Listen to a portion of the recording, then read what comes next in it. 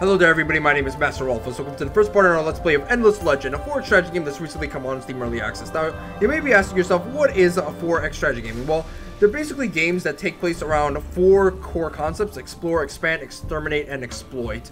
And most games that actually take place around these concepts are actually turn-based in nature, with a few exceptions such as Sins of the Solar Empire Rebellion.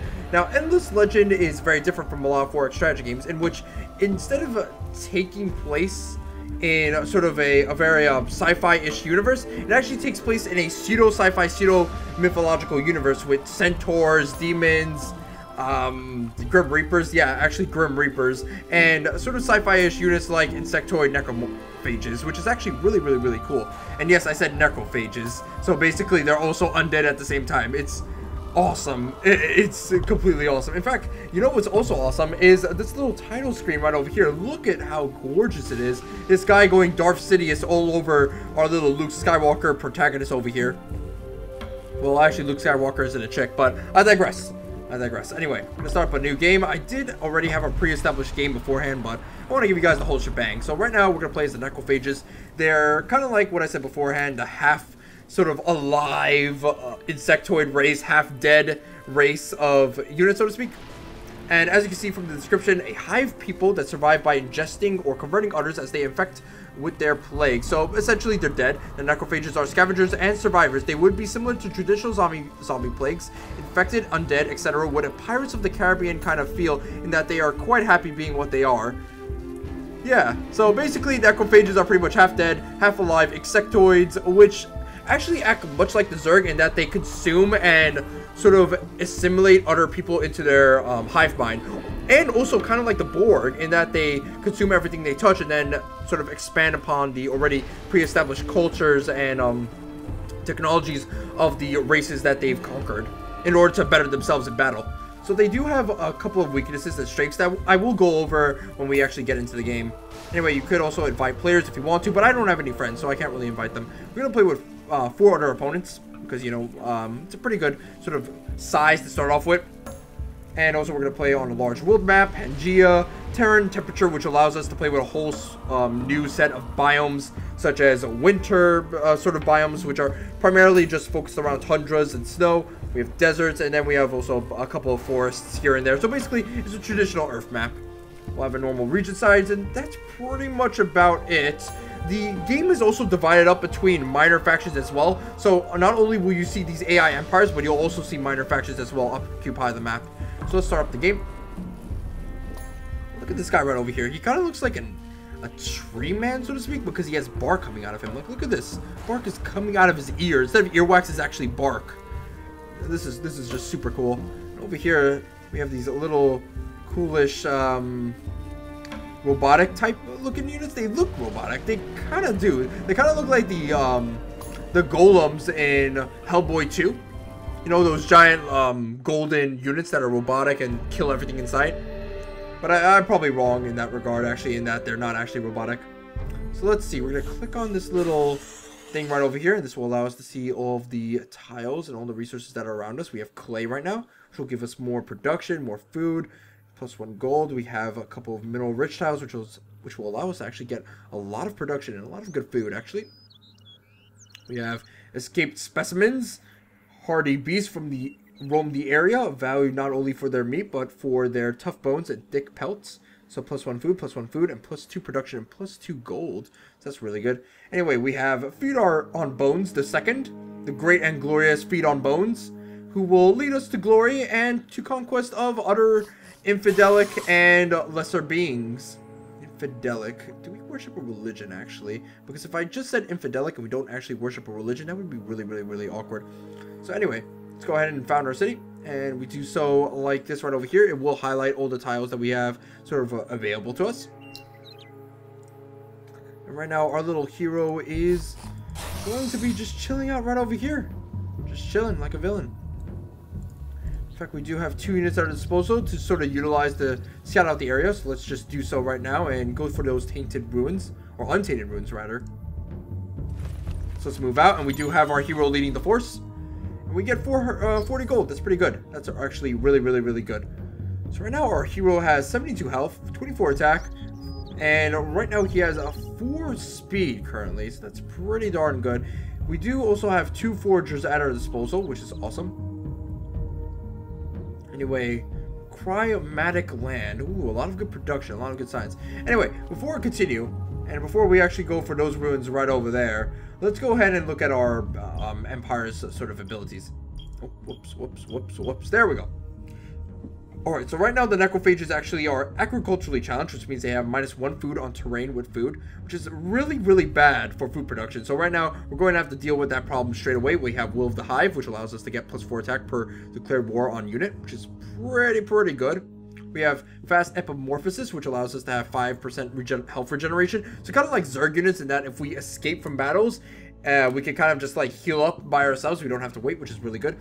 We have Cellulose Mutation, which decreases the cost of a district, which means we can expand throughout the entire city. In fact, I'll show off the expanding sort of trait of this game pretty soon. We also have +2 food per citizen per city, which is pretty good. And we also have Pitiless. Now, this is actually really awesome because this basically forces our civilization to become very warlock. Like, we cannot make peace treaties, we can't make alliances, we cannot have any diplomatic technologies and any diplomatic victories, and we also can't bribe and exchange technology. So pretty much we're all war, no talk. And we have a bunch of like units and buildings at our disposal at the start, which is pretty good.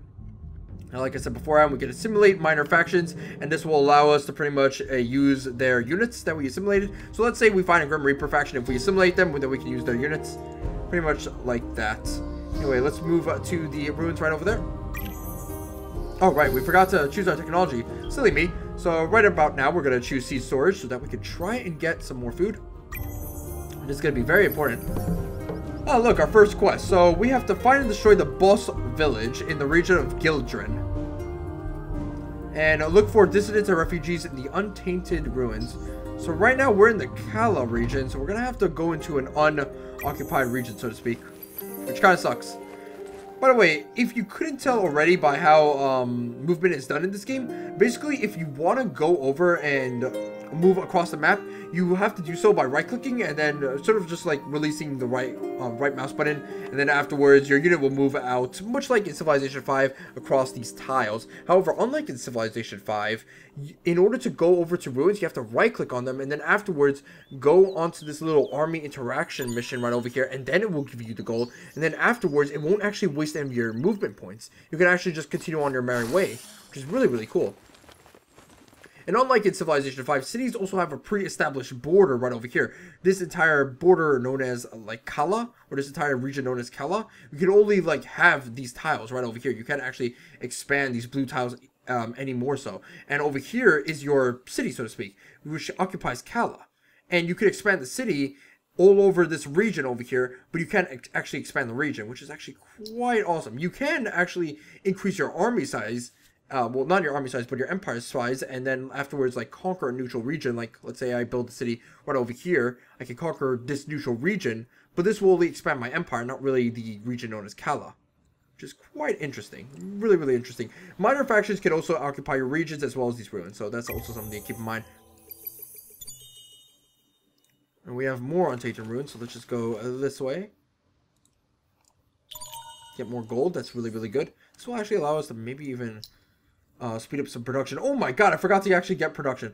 Whoops, my bad. So anyway, we're going to actually go and build one of these buildings right now. We can go with the Borough Streets, the Founders Memorial, or the Titanium Extractor. Titanium Extractor will allow us to basically get some resources, such as these titanium shards right over here up north. But in order to do so, we have to actually hold this entire territory and not let it get raided by any opponents. So right now, if we wanted to, we can go ahead and post up this titanium extractor right over here, get the +1 production, +1 science from the strategic resource, and be on our merry way. But I don't think I'm going to do that, and the reason why is because, number one, we have to really deal with our food really fast, okay? Because currently, we're wasting about 4 food. Well, we're making about 4 food and then 5 extra food from city tiles, but because of our consumption and also our empire traits, we're only making 5 food per turn instead of actually 9, which is a little bit unfortunate. So what we're going to have to do is try to negate that, and we can do that by actually getting a Founders Memorial and just getting that out straight away. And we also have a good amount of production at our disposal as well, so we're not really in a rush to actually get the titanium extractor. So let's go ahead and get the Founders Memorial. And Feed Our Bones actually has gotten to level 2. That's actually really good. Good job, Feed Our Bones. Good job. You've pretty much established yourself as a really good member of the Academy. So right now, we're going to try and get this guy to become a little bit of a badass. Let's get Strength of the Wild. Yeah, Strength of the Wild. That will give our hero a little bit more defense, which is good. Make him into quite a bit of a badass. We're still getting steed storage, so we have to wait a little bit more. Population has changed to to 2, actually. I almost said number 2, which would have been a little bit awkward to say. But pretty much because we have 2 population right now, that means we could actually get a settler currently, which is actually quite awesome. Quite awesome indeed. So if we want to expand outward, we can do so. But for now, we'll just, like, be content with what we have, so to speak. In fact, what I want to do, actually, is after our little Founders Memorial, let's get the Titanium Extractor, because we'll have a little bit more food, we'll be able to justify more production and more science from the titanium. And afterwards, let's also get a Necro Drone, which is kind of like a flying unit that also has melee capabilities, which will allow us to do quite a bit of damage on the battlefield. Anyway, let's see, what else do we have? Next, the Idle Army. There they are. Let's expand right over there onto the hills. Try and get more scouting done. Let's see, what does our quest indicate for us? We have to go to Gildren. And Gildren is actually east of us, actually, from what I could tell. So, let's go east, and there is the boss faction. And they actually have centaurs at their disposal, which have 44 health, but 21 attack, 13 initiative, 8 defense, and 4 critical attack with 8 speed. That's actually really good. Are they part of our quest? Yes, they are. Okay, so we have to actually attack them. Now, I want to attack them right now, actually, but they do have a little bit more defense than us, which is a little bit unfortunate. We do only have 1 hero at our disposal. Let's see if I can trade out my hero for something else, like, some more weapons. Doesn't seem like I can actually trade out my hero's sort of equipment, because I really want to give him some different equipment. Oh, I could give him the battle axe, actually. So let's see, sword, battle axe. It's essentially the same thing, except +6 attack for this unit as well is given to him, which is actually quite good at this start of the game. Like, holy crap, this only gives us 27 attack in total, but this gives us 33 because we've gotten up to tier 1, which is quite good. But I'd actually like to switch out this shield for a weapon, so to speak. So let's see if we can do that. This will take away a lot of defense, actually. And it also seems as though we can only have this weapon at our disposal. Yes, it actually is a 2-handed axe. So if we want to get out more damage, then we're also going to sacrifice a lot of defense for that damage. It seems like the claw's one-handed. No, the claw's actually 2-handed. Interesting. I actually thought it was one-handed. It does give us less attack damage than compared to the battle axe, but it does give us a lot more critical attack. So what if we do this? What if we do something like this? Oh, the claws occupy both of my hands. Oh, okay. So these are actually our default weapon at the start of the game. So basically, he's using his fisticuffs in order to beat the shit out of his opponents. All right, that's interesting. I actually didn't know that. I thought the claws were kind of like attachable, so to speak. And you can attach one on each hand. It's a little bit unfortunate. Didn't read that through. Anyway, let's get the 2-handed battle axe because why not?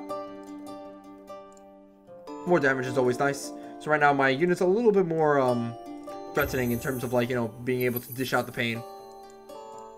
What we could do actually is rush out the Necro Drone, and then afterwards, once we rush out the Necro Drone, we should be good to go, and then send them out and allow him to basically become combined up with this force over here up north. So let's see what it gives us. We have to waste about 138 gold, but it does give us quite a bit of health, quite a bit of damage, quite a bit of speed.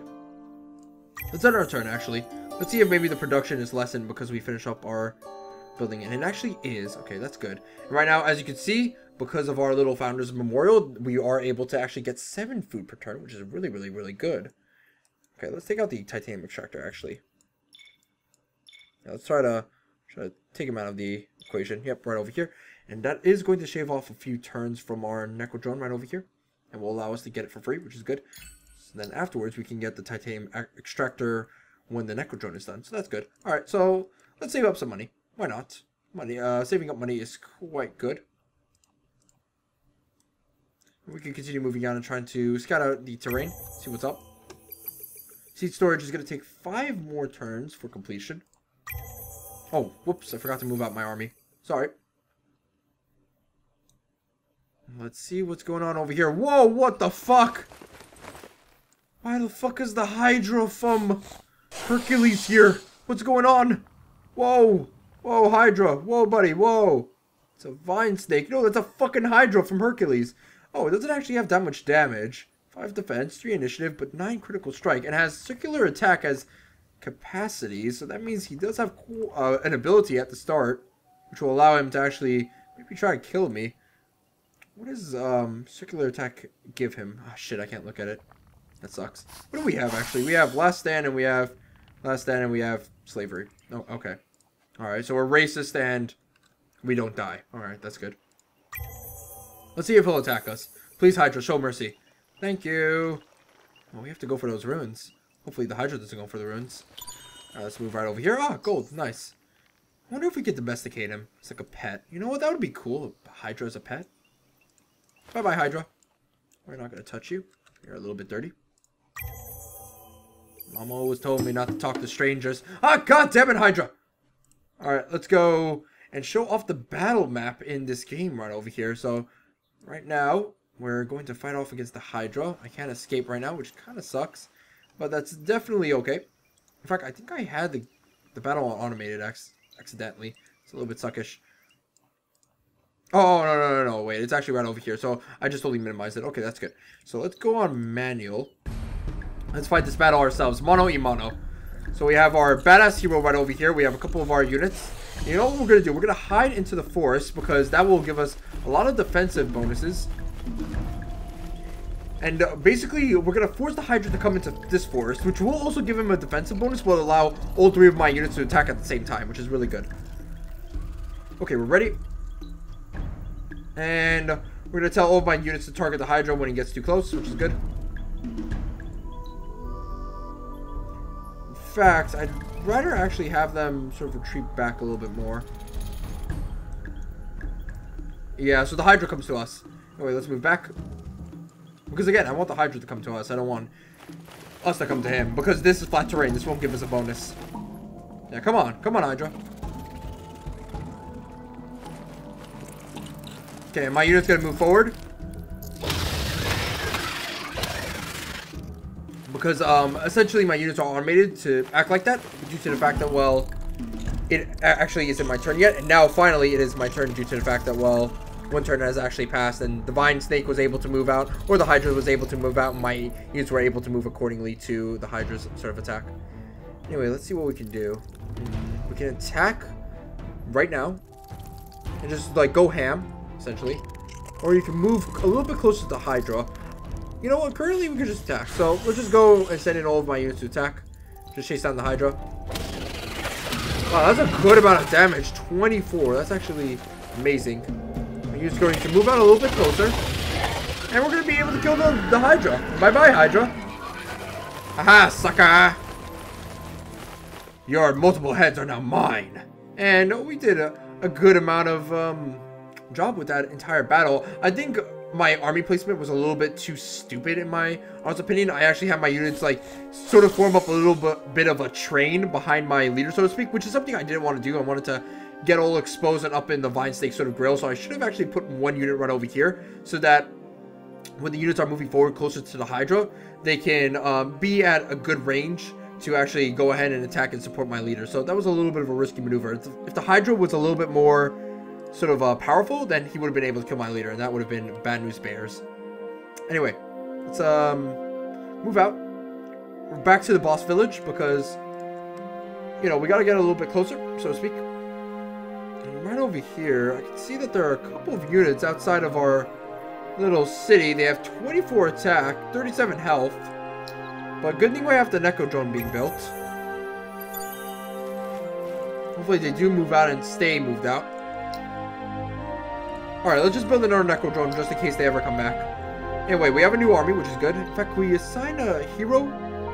We can only assign the hero to this city right over here. And that's actually the same hero that we already have up north. So that means we can't actually get another hero, which kind of sucks. We can get one maybe later on, but not now.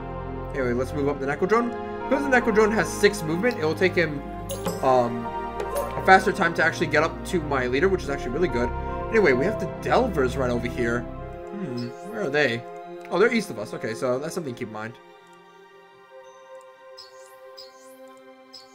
Titanium Extractor is being built currently. Seed Storage is about to take 1 turn to finish up, which is good. Ah, there we go. Now with the Seed Storage up and running, we now are making 9 food per turn. Look at how much food we're making. Holy crap. So we're going to grow exponentially because of this, which is really, really good.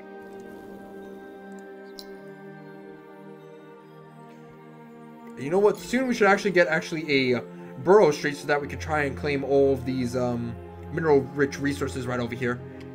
In fact, we'll probably do it right about now. So how you expand your city, like I said beforehand, is you build these burrow streets. And what they do is actually expand your already existing tiles and will allow you to pretty much utilize the resources or the tiles that are basically given to you. So, for example, if I want to get these mineral-rich sort of tiles right over here, I have to build a burrow street right over here, and then afterwards it will allow me to claim all 3 of these tiles, including this non-mineral-rich tile right over here. So we're just going to get the burrow street right over here, get these 3 tiles. I'm mostly looking for these 2, but the third one is just sort of an extra, you know, buy 2, get 1 free sort of deal.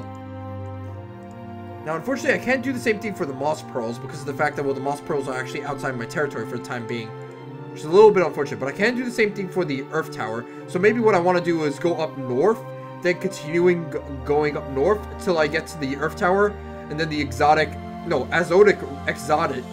Wait, what the, how the hell do you pronounce that? Is that exotic? Yeah, exotic exotics. Wow, that's a big wordplay right over there. Exotics. Okay, so maybe I want to go up north after these mineral-rich resources, and then go for the Earth Tower, and then the exotic resources right over here, as well as the steel stalks. And then afterwards, maybe I'll go back down south so that I can try and get the sort of exfoliation tile right over here. And afterwards, get the escape specimens. Actually, wait, I already have escape specimens. Yeah, I already have escape specimens. Okay, I actually thought the escape specimens were a tile away from my city, not actually in my city's sort of starting range. My bad. Okay. Alright, so right now the population has increased. Good. Like the that little indicator has told us, and we're actually allowed to actually create another sort of technology, or research another technology rather. So we have 3 technologies that have already been researched for us. 2 of them have been pre-researched at the start of the game, and 1 of them has been researched by us for our choosing. Now we need to actually research about 10 projects in order to get to level 2, which will allow us to get the proliferator, which is a super good ass unit. So right now, let's see what we can get. We're actually behind in money because of our military upkeep. So you know what? Let's go ahead and probably get get a technology that allows us to get more money. So let's get either Dust Dredger, or we can actually get Empowerment. And you know what? I'll get Empowerment because that'll help out our cities. Also, we're not actually around a river. Actually, no wait, we are. We are around a river. So maybe Dust Dredger would be way better. Yeah, that would be way better. Alright, let's get Dust Dredger, and then afterwards we can get the Empowerment. I'm trying to queue them up, but turns out I'm not really good at this. Ah, there we go. Alright. So let's end our turn. The Necrodrones will be combined right about now with our main force.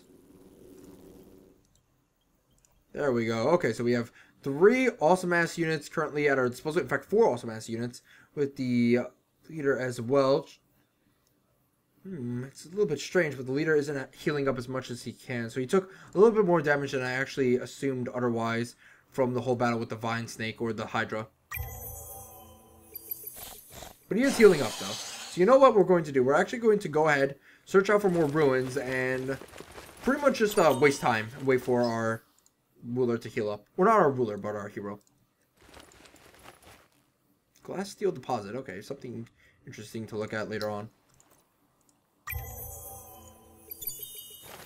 Okay, these units are still walking around our city. I want to really just like speed up this unit really fast. In fact, I'll do that right now, because just in case we get attacked. Because remember, I thought we wouldn't get attacked by the Hydra, and we actually did get attacked by the Hydra. So we gotta rush out that Necro Drone, just in case. I do have enough money to do it, which is good. Ooh, another rune. Okay, awesome. Let's go for that rune.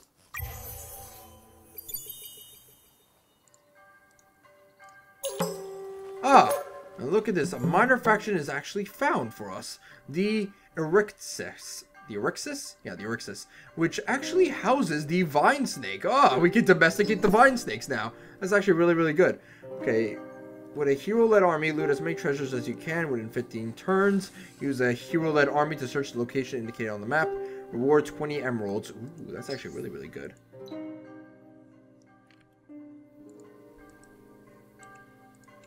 Okay, I guess I'll go for that ruin right over there, and then afterwards we can go back down and try to get the boss village. Because I really want to get those emeralds. Okay, Burrow Streets has been completed. Necrodrone has been completed. That's good. Oh no, the Burrow Streets is actually started up being produced, but the Necrodrone is now completed. So I'm going to keep the Necrodrone in here, just in case anything bad happens. And you know what? We can then go for a seed storage.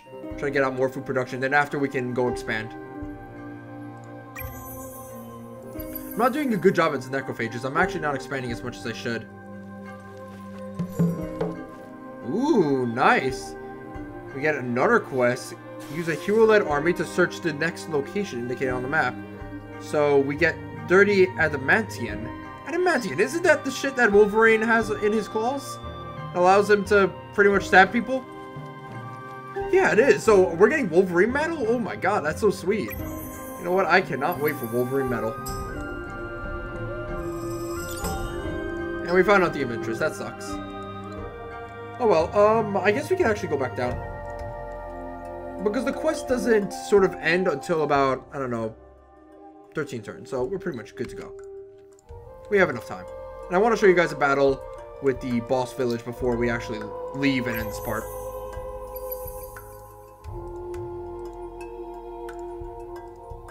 Empire plan. Ooh.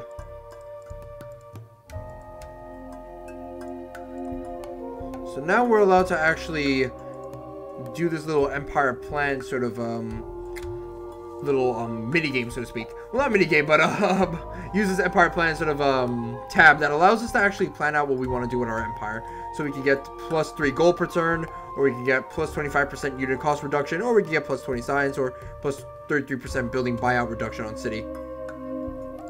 Currently, I don't think we have enough influence to actually make this work. But it is interesting to note that now we actually have the Empire plan at our disposal. In fact, let's see if we can actually click back to it. Yes, we can click back to it right over here. Okay, so the next plan will be in 19 turns. Okay. I'll remember that in 19 turns. Anyway, let us attack the boss village. In fact, hold on a sec. Are those guys back? Yes, they are. Okay. So I don't want to move out my Necrodrone, like I said beforehand. Let's attack with our units. Our leader's about healed up to all the way to full, right? Yeah, 87 to 87. That's good. Alright, let's attack the centaurs. And right now, yeah, we have a good shot at killing them. A little bit more tanky, though. We might lose a unit or two. Okay, the centaurs are split up, and my units are actually split up as well. What are they doing? Where are they moving to? Okay. So let's see. Let's see. What can I do? I really want to get the forest regions. Maybe I can move my Necrodrones down south right over here? Seems like I can't. Okay, that's a little bit unfortunate. So I can't go to the forest regions. He'll have to actually go around this entire area in order to attack me, but he has enough movement speed, and this guy is already right next to us. So maybe what I want to do is move two of my... No, not my Necrodrone. We can move our 2 forgers over here to block off this entire area from the Centaur, and then afterwards we can send in the Necrodrone and the leader right over here to finish off this unit. So essentially we're going to finish this unit off quickly, and then afterwards we're going to have this unit become holed up by our 2 forgers, and because of that, this will allow us to pretty much pull back these 2 units when we're done with this 1 unit of centaurs. Well, this 1 unit of centaurs, and then we'll move up our Necrodrone and our leader to finish off this unit of centaurs, which is pretty good. Oh, wait, hold on. 1, 2. Ooh, actually, we're in a little bit of a pickle. Okay, so you know what? Actually, what we're going to have to do is move 3 units over here. And the reason why is because of the fact that, well, there's actually 3 ways for this one centaur to actually get into this area. And the last thing I want is to actually get flanked by 2 different centaurs at the same time. So what we're going to do is make our leader become essentially the 300 Spartans and kill off this one unit of centaurs by himself. Then afterwards, use our cannon fodder units to kill off this centaur. And that will allow us to actually pull back the leader once we're done with this one centaur unit, and then move up our cannon fodder so that this centaur can actually die from our cannon fodder's hands. So that's pretty much what I'm going to go with. Let's ready up. And let's see who's first. Our leader's actually first. So you know what? Let's have all of our cannon fodder attack the centaur, and then afterwards we'll have our leader attack this guy right over here. You know what? We're gonna go into defensive behavior for these guys. In fact, let's go to hold position actually, because I don't want to leave. Yeah, right over there. Okay, good. Let's start the attack. Where is he coming? Where is he coming from? Okay, he's gonna come for my forgers. Oh no, he wants to attack my forgers, but he can't. He's not in range. Bring it on! Ha! How dare you deal with the might of the Necrophages? Okay, so he's continuing to attack us.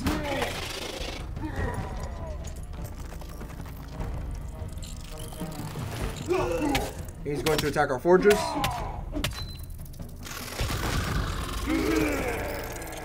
Now our necrophage, well, not our necrophages, but our necro drones are able to kill off his centaur, which is good. Anyway, let's pull back this guy. Let's move up this guy. Let's attack with this guy. Then we'll attack with this guy. And we'll end him off.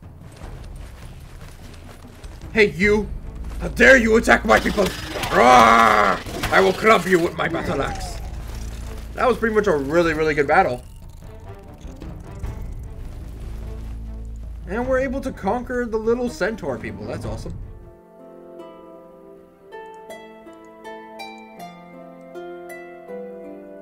So essentially now we have them under control. In fact, actually, hold on. No, we haven't assimilated them yet. We need to actually conquer this region with a settler in order to actually assimilate them. So what I'm actually going to do is build up a settler and another necrodrone. Why not? Necrodrones are way better than forgers in my opinion, actually. In fact, we should actually rush out a settler maybe, because I do see the borders of another empire up north. But anyway, that's going to be it for the first part in our little Let's Play of Endless Legend. Do give this video a like or a thumbs up if you guys enjoyed it, and as always, see you guys next time. Bye bye.